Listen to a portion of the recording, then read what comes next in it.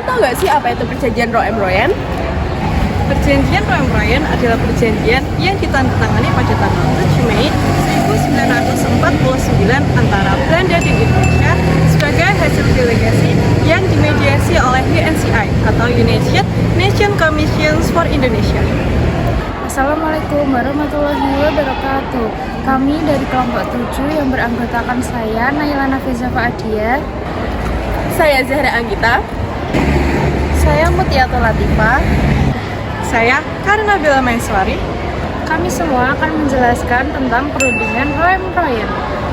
Seperti yang sudah disinggung di awal video tadi, singkatnya, perjanjian Roem-Royen merupakan hasil diplomasi penting yang lahir dari perjuangan rakyat Indonesia melawan agresi Belanda.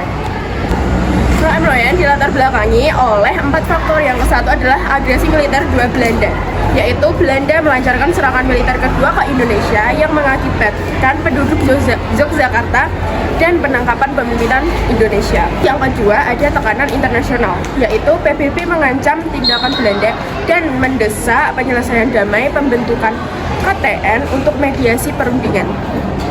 Yang ketiga, ada tujuan perundingan, yaitu perundingan ini bertujuan untuk mencapai kesepakatan antara Indonesia dan Belanda. Yang terakhir, peran KTN. Apa sih peran KTN itu? Komisi 3 negara memfasilitasi perundingan antara delegasi Indonesia yang dipimpin oleh Muhammad Roem dan delegasi Belanda yang dipimpin oleh Herman van Rooijen. Perjanjian Roem-Royen melibatkan tokoh penting dari Indonesia dan Belanda. Indonesia dipimpin oleh Muhammad Roem, sedangkan Belanda dipimpin oleh Van Rooijen.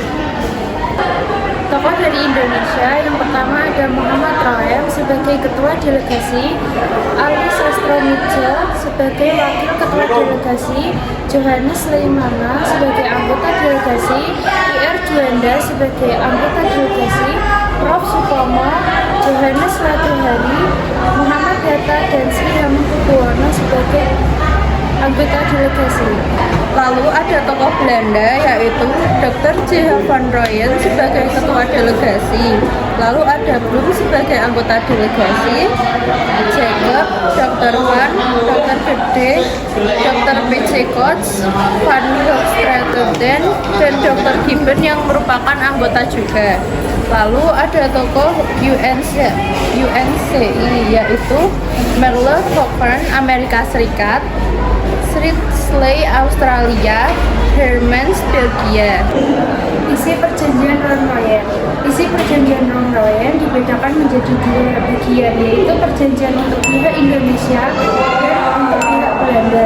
Isinya adalah sebagai berikut.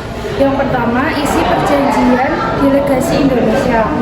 Sesuai dengan resolusi PBB, Indonesia menyatakan kesanggupannya untuk menghentikan perang gerilya, bekerja sama dalam hal mengembalikan perdamaian dan menjaga ketertiban dan keamanan, turut serta pada konferensi meja bundar di Den Haag dengan maksud untuk mempercepat penyerahan kedaulatan yang sungguh dan utuh kepada negara Indonesia Serikat dengan tidak bersyarat. Lalu ada isi perjanjian delegasi Belanda. Yang pertama, menyetujui kembalinya pemerintah RI ke Yogyakarta. Yang kedua, menjamin penghentian gerakan-gerakan militer dan membebaskan semua tahanan politik.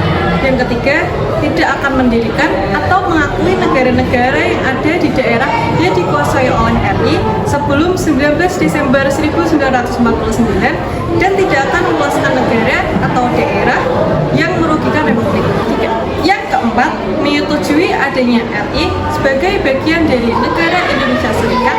Yang terakhir, berusaha dengan sesungguh-sungguhnya supaya KLB segera dilaksanakan sesudah pemerintah Republik Indonesia segera kembali ke Yogyakarta.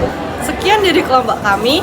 Wassalamualaikum warahmatullahi wabarakatuh.